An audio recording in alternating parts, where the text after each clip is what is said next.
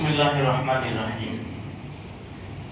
نبی کریم صلی اللہ علیہ وسلم نے ارشاد فرمایا، مسجد میں آؤ تو سکون اطمینان کے ساتھ آؤ، دوڑو مت۔ رکوع مل جائے تو ٹھیک ہے، اگر رکوع چلا جائے تو اپنی نماز کو ایک رکعت کو پوری کر لو امام کے بعد۔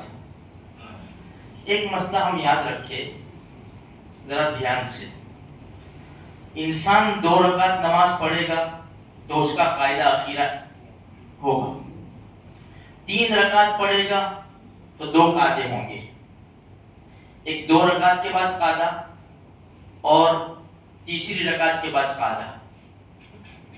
4 رکعت پڑھے گا تو بھی 2 قاعدے ہوں گے، پہلا قاعدہ دوسرا قاعدہ۔ دوسرا قاعدہ اخیری جب سلام پھیرا جاتا ہے وہ ضروری ہے، وہ ضروری ہے۔ مثال کے طور پر انسان نے 3 رکعت نماز پڑھی مغرب کی، تیسری رکعت پر بیٹھا، یہاں یہ سمجھنے کا ہے، بیٹھا اور نہیں بیٹھا یہ سمجھنے کا ہے صرف۔ تیسری رکعت پر بیٹھا، پھر اتحیات پڑھنے کے بعد کھڑا ہو گیا چوتھی رکعت کے لیے، بیٹھا تیسری رکعت میں، اتحیات پڑھنے کے بعد چوتھی رکعت کے لیے کھڑا ہو گیا۔ جب تک چوتھی رکعت کا سجدہ نہیں کیا اور اس کو یاد آ گیا تو بیچ میں سے بیٹھ جاوے، اتحیات پڑھے، سجدہ سہو کرے اور اپنی نماز کو پوری کر لے۔ اگر تیسری رکعت کا سجدہ، چوتھی رکعت کا سجدہ کر لیا تو 5ویں رکعت بھی ملا لے اور اخیر میں سجدہ سہو تو کرنا ہی کرنا ہے، تو ہوگا کیا؟ 3 رکعت فرض ہو جائے گی، 2 رکعت نفل ہو جائے گی۔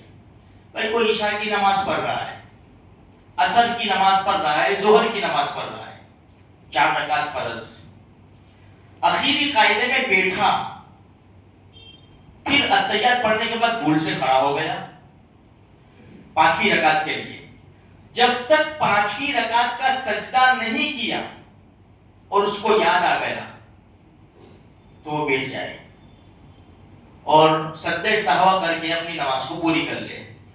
5ویں رکعت کا سجدہ کر لیا تو اب کیا کرے گا؟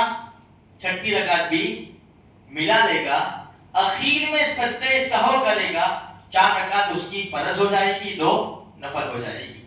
یہ اخیری قاعدے میں بیٹھا اس کا مسئلہ ہوا۔ اب مسئلہ یہ ہے کہ اخیری قاعدے میں بیٹھا ہی نہیں، بھائی انسان عشاء کی نماز پڑھ رہا ہے 4 رکعت، مغرب کی 3 رکعت پڑھ رہا ہے، اخیری قاعدے میں نہیں بیٹھا اور کھڑا ہو گیا 5ویں رکعت کے لیے، عشاء کی نماز پڑھ رہا ہے 5ویں رکعت کے لیے کھڑا ہو گیا۔ جب تک سجدہ نہیں کیا نے 5ویں رکعت کا، اس وقت یاد آیا تو بیٹھ جاوے اور سجدہ سہو کر کے اپنی نماز کو پوری کر لے۔ اگر 5ویں رکعت کا سجدہ کر لیا تو نماز گئی، اب پھر سے نماز پڑھنی پڑے گی۔ آپ سمجھے؟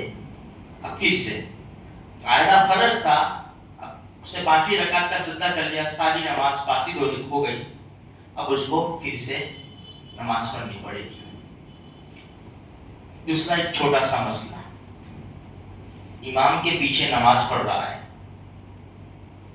اس کی 1 رکعت 2 رکعت چلی گئی، تو دیکھو امام دونوں طرف سلام پھیر دے رہے ہیں، پھر یہ اٹھے گا، مسبوق اس کو کہیں گے، پھر یہ اٹھے گا، اس لیے کہ ایک طرف سلام پھیرا امام نے اور یہ کھڑا ہو گیا اور امام کو سجدہ سہو کرنا پڑا تو یہ اس کو واپس آنا پڑے گا، اس لیے کیا کرے؟ دونوں طرف امام سلام پھیر دے نا، تب یہ کھڑا ہو گئے۔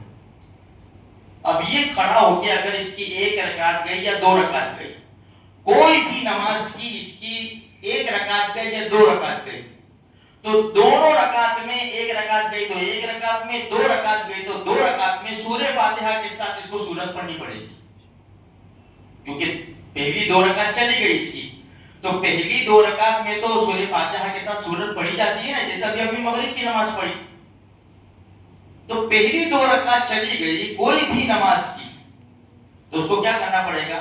سورہ فاتحہ کے ساتھ سورت پڑھنی پڑے گی. اب وہ جیسے امام نے سلام پھرانے کھڑا ہوا نا اللہ اکبر کہہ کر، اب ایسا سمجھیں گے کہ اب یہ نماز شروع کر رہا ہے، اس لیے اللہ اکبر کہہ کر کھڑا ہوا تو سب سے پہلے کیا پڑھے گا؟ ثنا پڑھے گا. یہ ایسا نہیں پڑھے گا ثنا سبحانک اللہم و بحمدک. وہ مدرسے کی عادت پڑ جاتی ہے نا بچوں کی، تو کہ ثنا سبحانک اللہم و بحمدک و تبارک اسمک. ثنا نہیں بولنے کا، سبحانک اللہم و بحمدک و تبارک اسمک، پھر اعوذ باللہ بسم اللہ، اپنی نماز کو پوری کریں. ہاں امام نے بھول کی، امام نے سجدہ سہو کیا تو سجدہ سہو تو کرنا پڑے گا امام کے ساتھ اگر ہماری رکعت گئی تو. اچھا ہم نماز پوری کرنے کے لیے کھڑے ہوئے ہیں، ہم سے کوئی بھول ہو گئی اور ہمارے اوپر سجدہ سہو واجب ہوا تو ہم کو سجدہ سہو ادا کرنا پڑے گا. اس لیے کہ اب ہم امام سے جدا ہو گئے. امام کے پیچھے اگر نماز پڑھ رہے ہم سے بھول ہو گئی، ہم نے اتحیات کی جگہ پر الحمد شروع کر دی امام کے پیچھے، تو کچھ بھی نہیں، آپ سمجھے نا.